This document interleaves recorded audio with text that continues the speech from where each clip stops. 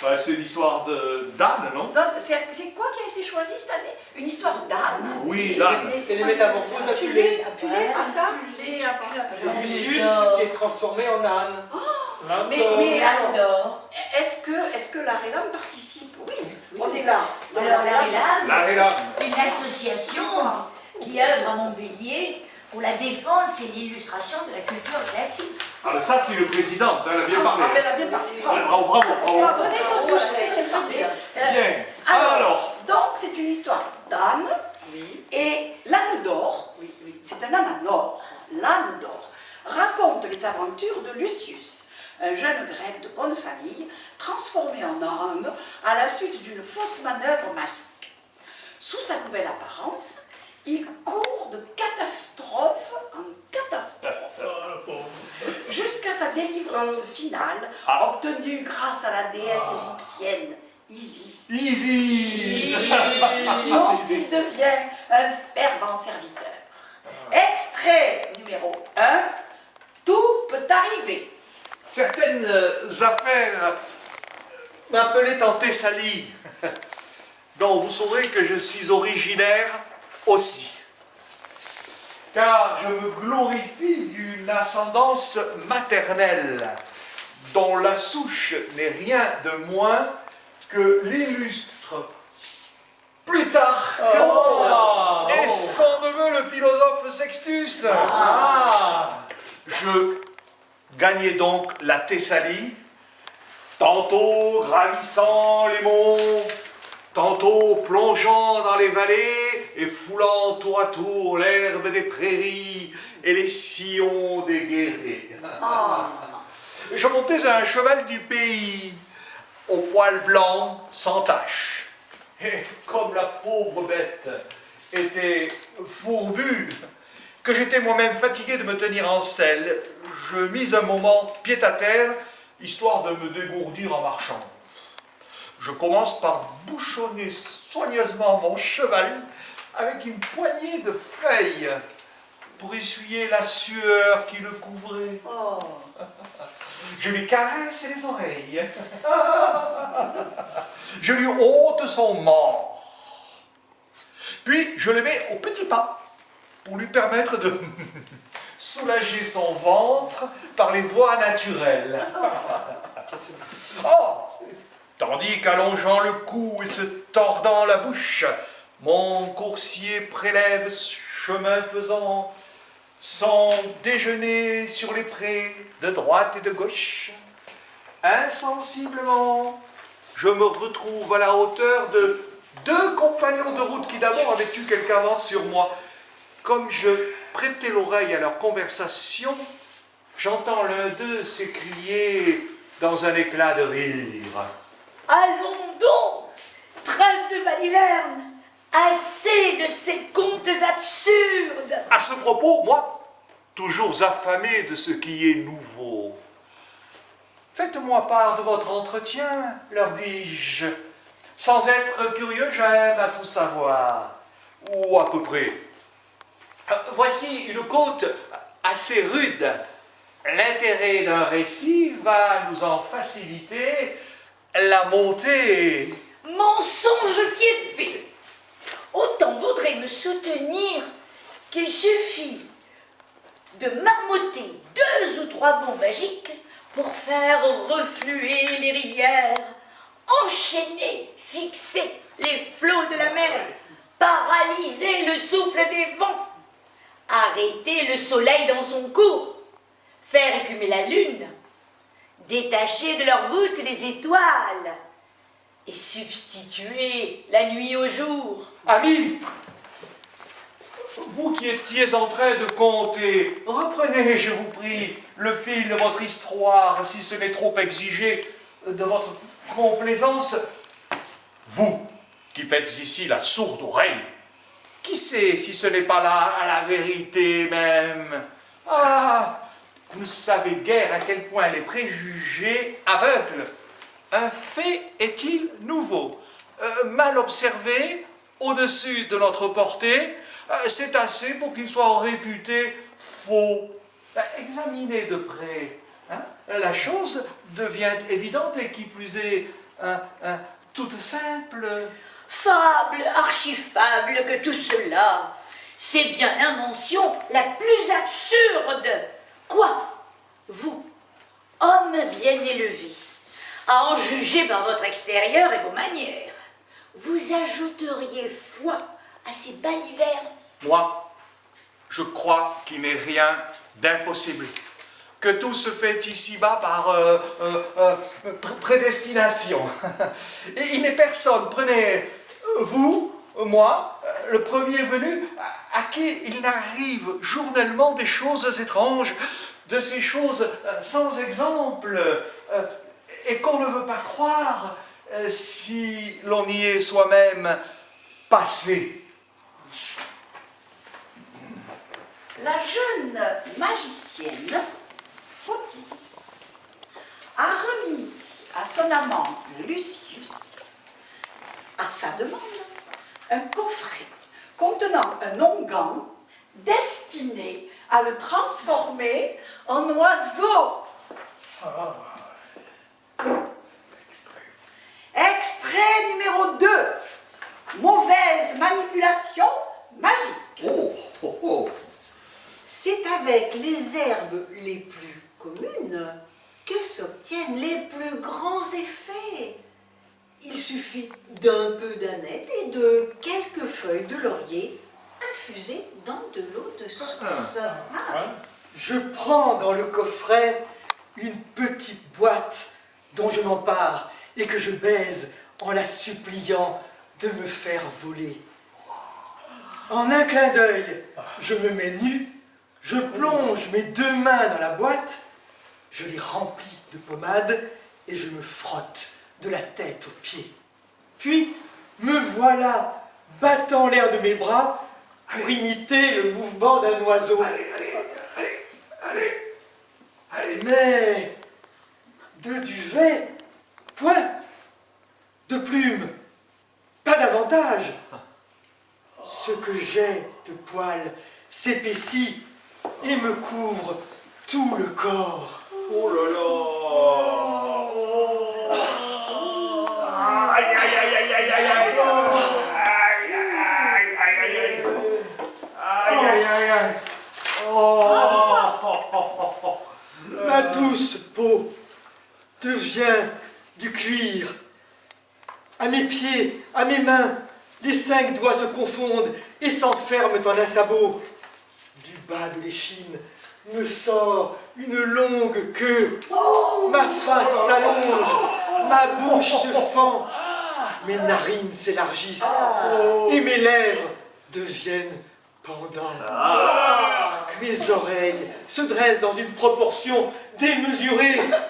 Plus de moyens d'embrasser ma Photis, mais certaines parties de ma personne, et c'était ma seule consolation, avaient singulièrement gagné au change. Ah, j'ai compris.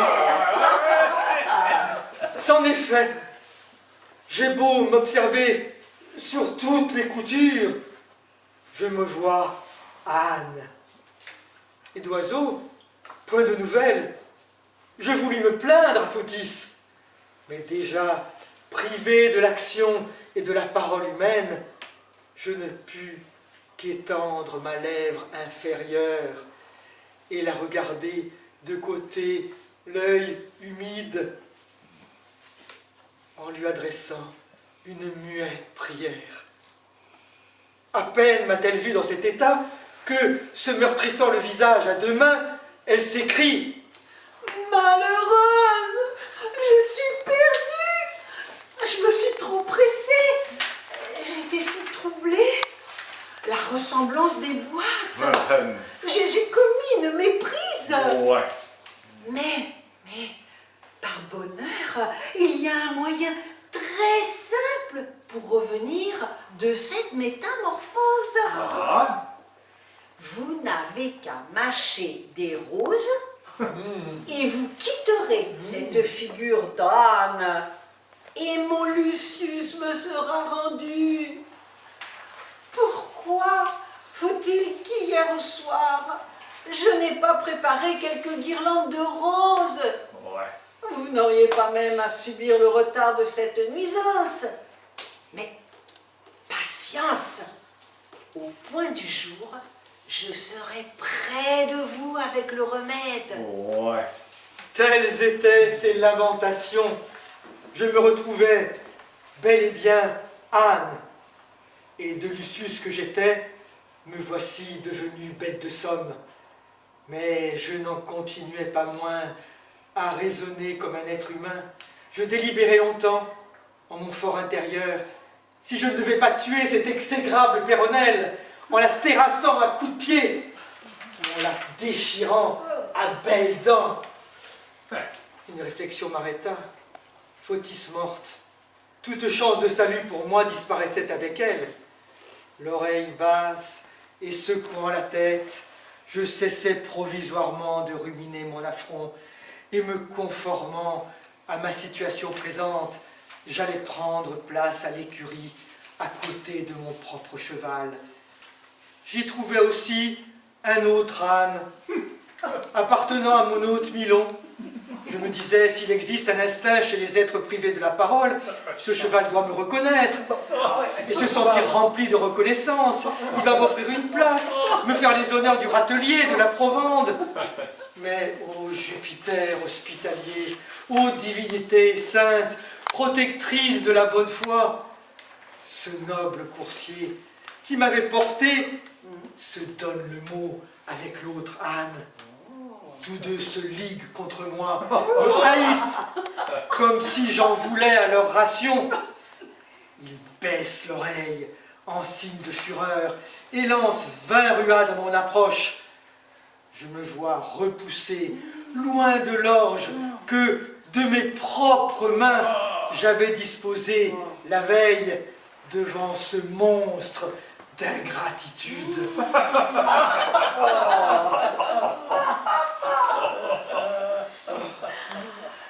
Extrait numéro 3. Une tentative de Lucius pour sauver une jeune fille par la fuite échoue. Les brigands qui les ont rattrapés méditent leur châtiment. Les brigands se mettent à discuter de leur vengeance et de notre châtiment. Comme dans toute assemblée houleuse, chacun donna son avis.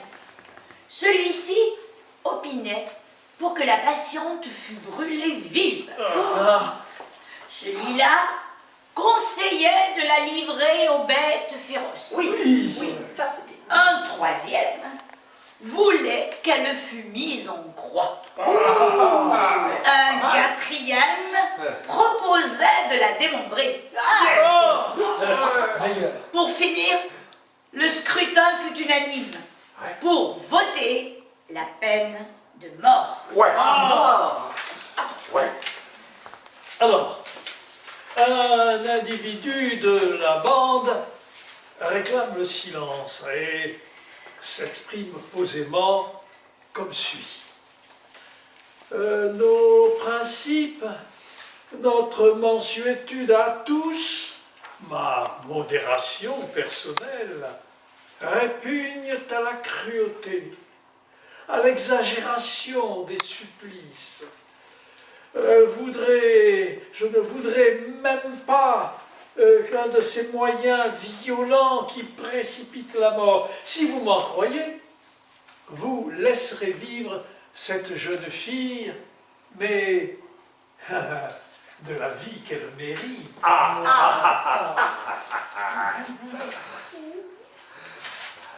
Alors, Qu'est-ce qu'on lui fait? Qu'est-ce qu'on lui fait? Qu'est-ce qu'on va lui faire? T'as une idée? Vous n'avez sans doute pas oublié votre résolution bien prise à l'égard de ce Baudet. Et ce Baudet, si paresseux à l'ouvrage, si prompt à se goinfrer, qui maintenant joue les éclopés. Après avoir été le mauvais génie et le complice de cette misérable. Que demain donc? Sans plus tarder, on lui coupe le cou, Ouais, ouais. qu'on lui ouvre le ventre, Ah. et qu'après en avoir retiré les entrailles, on y enferme cette créature quand même. qu'il nous a préférée, qu'on l'y couse comme dans un sac, de manière à l'emprisonner tout entière, Excellent. et ne laisser passer que la tête. Oui, oui, oui. Puis, cet âne farci de la sorte et bien recousu, transportez-le-moi au sommet de quelque rocher exposé au soleil le plus ardent. Ce procédé réunit toutes les judicieuses propositions qui ont été faites contre les deux coupables. L'âne y trouve une mort depuis longtemps méritée. La fille sera, de fait, livrée aux bêtes quand les vers rongeront ses chairs. Ah, c'est bon ça. Elle subira le supplice du feu quand l'ardeur du soleil aura échauffé le cuir de l'animal. Les tortures du gibet quand les chiens et les vautours viendront lui arracher les entrailles. Mais énumérons un peu les supplices qu'elle aura à souffrir de surcroît. Vivante, habiter le ventre d'une bête morte. Ah non, mais ça c'était... Être suffoquée par cette infection cadavéreuse. Se sentir miné par la faim. Et ne pouvoir faire usage de ses bras pour se donner la mort. À ces mots, tous, sans exception et d'une commune voix, accueillent cette proposition avec des transports de joie. Mes longues oreilles. Oh, n'en avez pas perdu un mot. Oh, et je pleurais sur moi-même qui le lendemain ne serait plus qu'un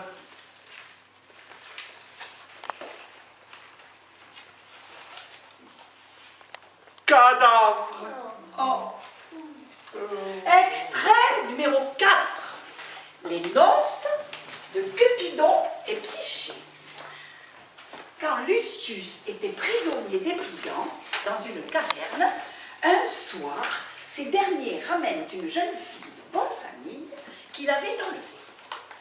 Pour la consoler, une vieille lui raconte l'histoire des amours contrariés de la belle Psyché et de Cupidon, le dieu de l'amour. Voici l'épilogue de ce conte. Cependant, Cupidon se résout à tenter les grands moyens. De son aile rapide, il perce la voûte des cieux, va présenter la requête à Jupiter et plaide sa cause devant lui. Le maître des dieux pince doucement ses petites joues, les attire près de ses lèvres, les baise et lui dit: Où il est ce Cupidon là? Où il se cache? Eh ben, vous n'avez pas vu Cupidon? Où il est? Vous avez intérêt à... Hein? Là, là-bas. Je vois derrière qui il se cache. Monsieur mon fils. Oui, je te vois là-bas. Vous n'avez guère respecté en moi les pouvoirs conférés par la volonté des dieux. De moi, le régulateur des éléments, le moteur des révolutions célestes, vous avez fait la cible ordinaire de vos flèches. Vous m'avez compromis dans je ne sais combien d'intrigues amoureuses avec des mortels. En dépit des lois, notamment de la loi de l'empereur Auguste et de toute morale publique, vous avez chargé ma conscience, aussi bien que ma réputation, d'assez scandaleux adultères. Oui. Flammes, serpents, oiseaux, bêtes des bois, bêtes des tables, innée métamorphose, ignoble où vous n'ayez sali la majesté de mon visage. Mais je veux bien laisser parler ma bienveillance et me rappeler seulement que vous avez grandi dans mes bras. J'accède à votre requête, mais arrangez-vous pour qu'elle ne se renouvelle pas, hein. D'autre part, en échange, s'il se montre là-bas quelques jouvencelles sublimes, souvenez-vous que vous me devez une compensation. Il dit et ordonne à Mercure de convoquer sur le champ le Parlement des dieux, sous peine pour chaque immortel absent d'une amende de 10 000 €. Grâce à la menace, on fut exempt à la céleste conférence. Alors, le grand Jupiter, assis sur un trône élevé, adresse ce discours à l'Assemblée. Dieux inscrits sur le registre des muses, vous savez que c'est moi-même qui ai fait l'éducation de ce Godeluro. Or, j'ai décidé de mettre un frein aux emportements de sa jeunesse ardente. Il n'a que trop fait parler de lui pour des adultères et des désordres en tout genre. Je veux ôter à cette fougue tout prétexte et la contenir par les chaînes du mariage. Bon. Il a fait choix d'une jeune fille et lui a ravi sa fleur. Elle lui appartient, qu'il la garde. Heureux entre ses bras, qu'il en jouisse pour toujours. Bravo. Merci. Et vous, Vénus, où est Vénus encore? Et là, Vénus. Et vous, Vénus, qu'est-ce qu'elle trafique là-bas, Vénus? Ma fille, ne vous affligez pas. Ne craignez pour votre rang ni pour votre maison le déshonneur d'une mésalliance. Il s'agit de nœuds assortis, légitimes et contractés selon les formes du droit. Vous, Mercure, qu'est-ce que c'est que ça? Mercure, et vous, Mercure, amenez Psyché et présentez-la au Dieu. Donnez-lui une coupe d'ambroisie. Donnez-la moi pour cette jeune fille. Prends, Psyché, et sois immortel. Qu'un lien indestructible vous unisse à jamais. Cupidon et toi. Soudain, se déploie le splendide appareil des noces. Sur le lit d'honneur, on voyait l'époux tenant dans ses bras sa Psyché et, dans la même attitude, Jupiter avec sa Junon. Venaient ensuite tous les dieux, chacun selon son rang. Le nectar circule, c'est le vin des immortels. Jupiter a son jeune berger pour échanson. Bacchus verse rasade sur rasade au reste de l'assemblée. Vulcain s'était chargé de la cuisine. Les heures semaient partout les fleurs et les roses. Les grâces répandaient les parfums. Les muses faisaient entendre leur voix mélodieuse. Apollon chanta en s'accompagnant de la lyre. Et les jolis pieds de Vénus esquissèrent un pas gracieux en le réglant sur ses accords divins. Oh, ouais. Elle avait composé ainsi son orchestre. Les muses chantaient des chœurs, un satyre jouait de la flûte, un faune du chalumeau. C'est ainsi que Psyché fut unie à Cupidon dans les formes.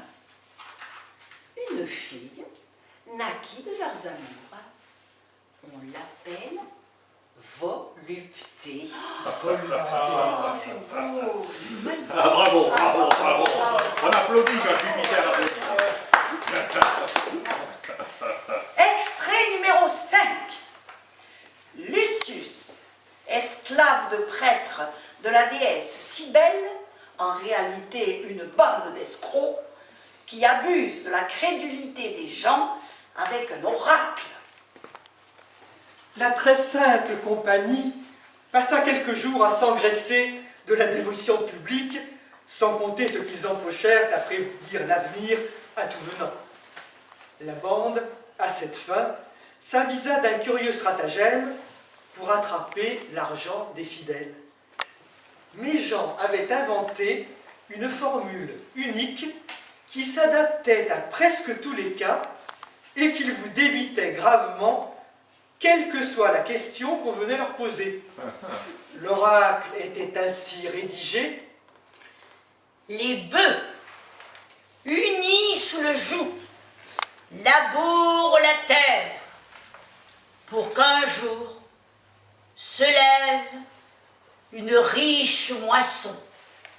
Venait-on interroger l'oracle à propos d'un mariage? La réponse, disait-il, cadrait à merveille. Le joug désignait l'union projetée et les moissons, la progéniture qui devait en sortir. Le consultant voulait-il acheter une propriété? Les bœufs, la terre, les moissons, tout cela parlait de soi-même. Ah ouais, ça marche aussi. Ah oui, oui, oui. Avait-on un voyage à entreprendre dont l'issue inquiétait? Les bœufs, les plus doux des quadrupèdes, les conduiraient à destination en toute sécurité. Et les moissons présageaient le profit qu'on en tirerait. Ah ben oui. C'est voilà. S'agissait-il de combats à livrer, de voleurs à poursuivre? La victoire, d'après l'oracle, était infaillible. Le joug soumettrait leurs ennemis et eux-mêmes allaient s'enrichir d'un immense butin. Le tour leur réussit. Ils exploitèrent assez longtemps cette juteuse prophétie. Toutefois, les questions se multipliaient. On finit par se trouver à court de réponses. Il fallut alors quitter le pays. Nous nous remîmes en route. Pas mal, pas mal. Pas mal, hein? Avec l'âne, bien Ah sûr. oui. Voici un autre conte. Ah, Extrait numéro 6. Le récit du meunier. On t'écoute. La femme de mon ami, propriétaire de la laverie, avec sa vertu sans tache jusqu'à ce jour, et d'une réputation bien établie de femme sage et de bonne ménagère, est allée s'amouracher de je ne sais quel don Juan. Il se donnait chaque jour des rendez-vous en cachette. Aïe. Aujourd'hui même, au moment où, après le bain, nous revenions nous mettre à table, Madame était à s'ébattre avec son amant. Grande confusion à mon arrivée et à celle de son mari, mais elle ne manqua pas de sang-froid, trouvant un panier. Un panier d'osier qui servait à étendre le linge pour le blanchir à la vapeur du soufre. Elle pousse son amant à l'intérieur. Puis, le croyant bien caché, elle vient tranquillement se joindre à notre rencontre.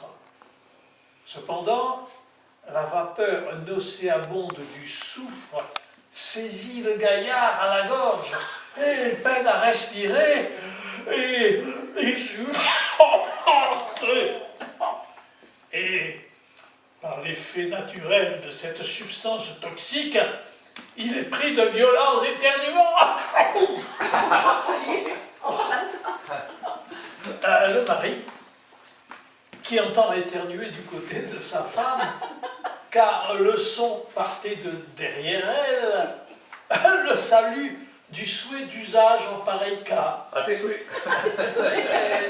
Et le répète à chaque éternuement, à tes souhaits, à tes souhaits. Mais à la fin, cette fréquence, un dit insolite, l'étonne. Il se doute de quoi il retourne. Repoussant aussitôt la table, il renverse le panier et en tire le galant à demi-mort. Brûlant d'indignation, il demande à grands cris une épée pour achever le traître. J'eus du mal à le retenir. Alors, je lui montrai à quel danger il nous exposait tous deux. La violence était d'ailleurs superflue. Mes arguments l'ont fait revenir à la maison. Oh, pardon. Ah, mais il allait mourir avec la même souffle. C'est pas la peine de le tuer après. La peur plus que mes arguments donc l'ont fait revenir à la maison et il est allé déposer le moribond au coin de la rue la plus proche. Voilà. J'ai alors conseillé à sa femme et parvint à la persuader de quitter momentanément la boutique et d'aller chez une amie attendre que la fureur de son mari ait eu le temps de s'apaiser. Celui-ci était dans un transport de rage à faire craindre pour la vie de sa femme ou même pour la sienne. Cette scène m'a ôté l'appétit. J'ai laissé le souper de mon hôte et j'ai regagné mon logis. Bravo pour ce conte. Vraiment. Extrait numéro 7. La déesse Isis apparaît en songe à Lucius et lui donne la marche à suivre pour retrouver son apparence humaine. Dans un imposant appareil, exhalant tous les parfums de l'Arabie, la divine apparition daigna m'honorer de ses paroles.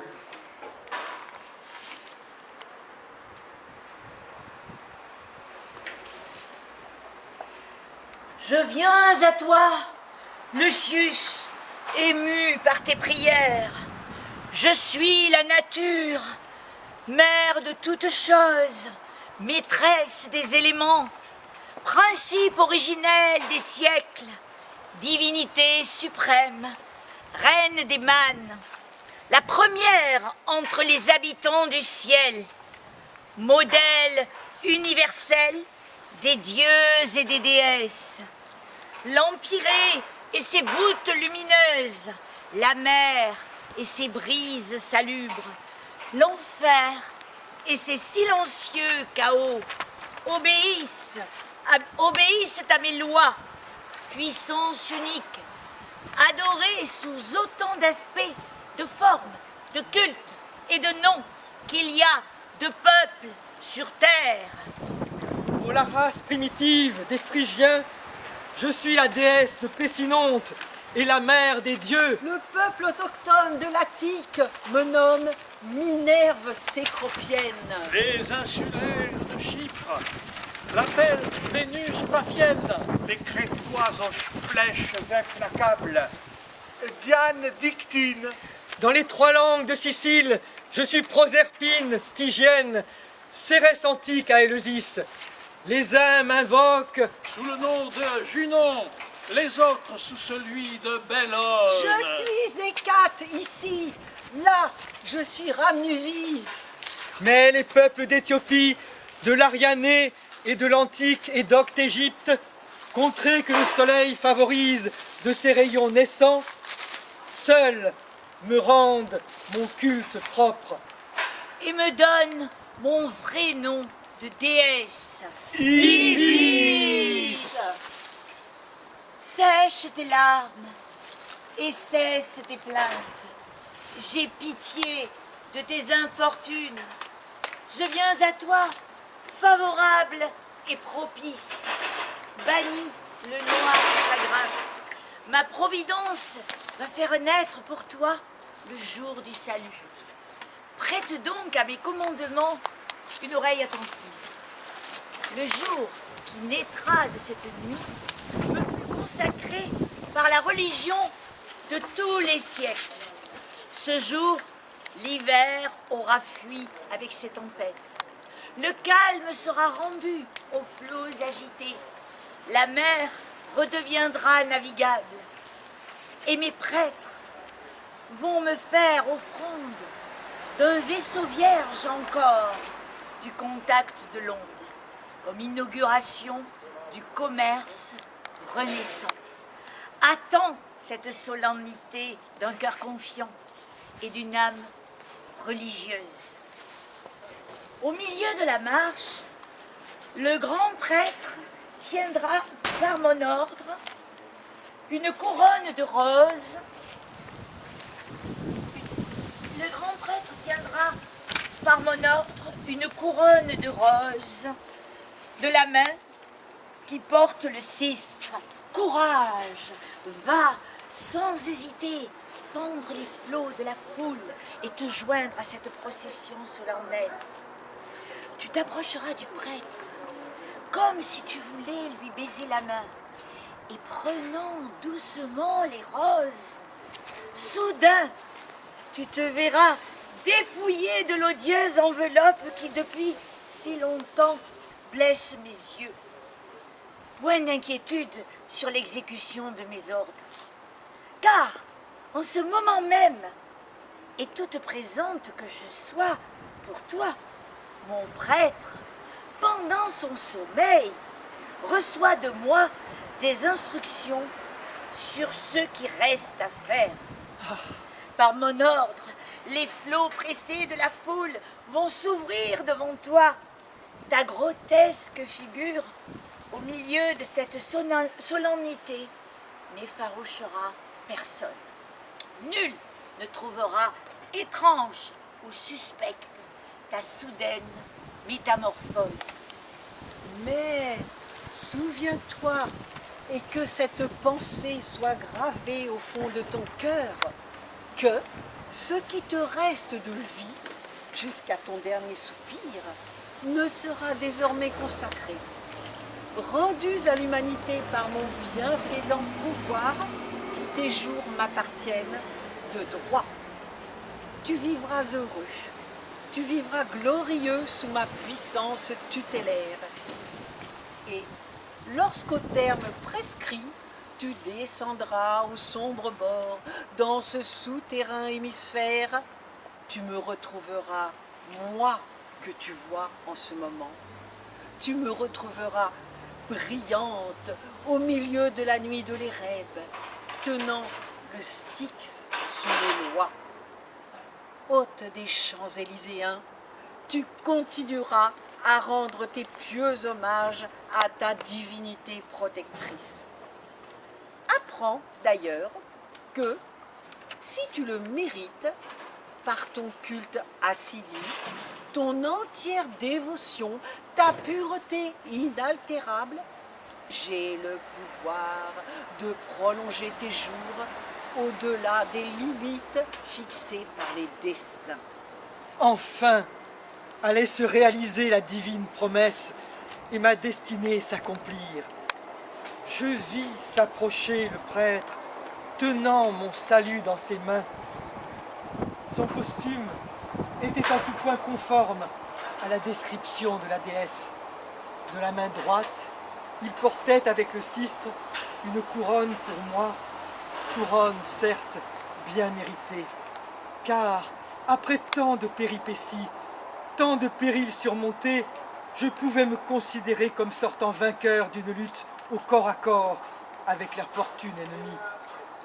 Je contins cependant l'élan de ma joie en pensant au désordre que la brusque irruption d'un individu à quatre pattes, comme moi, pouvait jeter dans la cérémonie.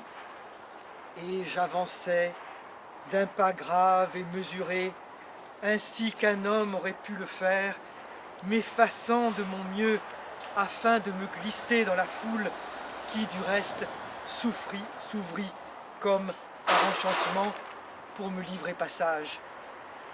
L'attitude du grand prêtre manifestait également l'effet des divines révélations de la nuit dernière. Je le vis s'arrêter net, admirant avec quelle précision l'événement répondait aux instructions qu'il avait reçues, puis étendre la main et de lui-même approcher la couronne de ma bouche. Tremblant alors, et le cœur palpitant d'émotion, je saisis avidement avec les dents cette couronne, où la fleur désirée brillait des plus vives couleurs, et je la dévorai plus avidement encore. L'oracle ne m'avait pas trompé. En un clin d'œil, je me vis débarrassé de ma difforme enveloppe de bête brute. D'abord, ce poil hideux s'efface, ma peau grossière devient fine, mon ventre perd son volume énorme, la corne de mes sabots se partage et s'allonge en forme de pied. Mes mains cessent d'être des pattes et reprennent leur fonction supérieure. Mon cou se raccourcit, ma tête et ma face s'arrondissent, mes deux oreilles démesurées reviennent à une honnête dimension. Ces blocs plantés entre mes mâchoires reprennent les proportions de dents humaines. Enfin, l'ignominieux appendice de ma queue, si pénible à mon amour-propre, disparaît complètement. Oh, le peuple admire, les esprits religieux s'humilient devant cette manifestation, cette métamorphose dans le merveilleux égale tout ce qu'on voit en songe et qui s'accomplit si facilement. Toutes les voix s'élèvent, Tous les bras se tendent vers les cieux en témoignage du céleste bienfait.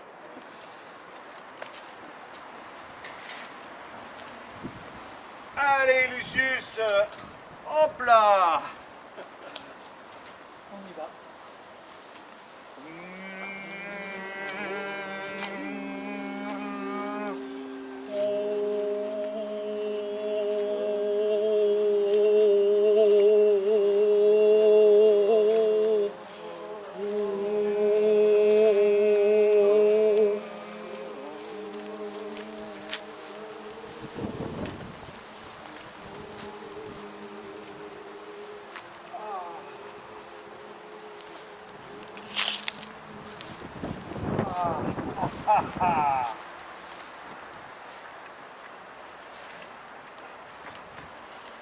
Eh bien voilà,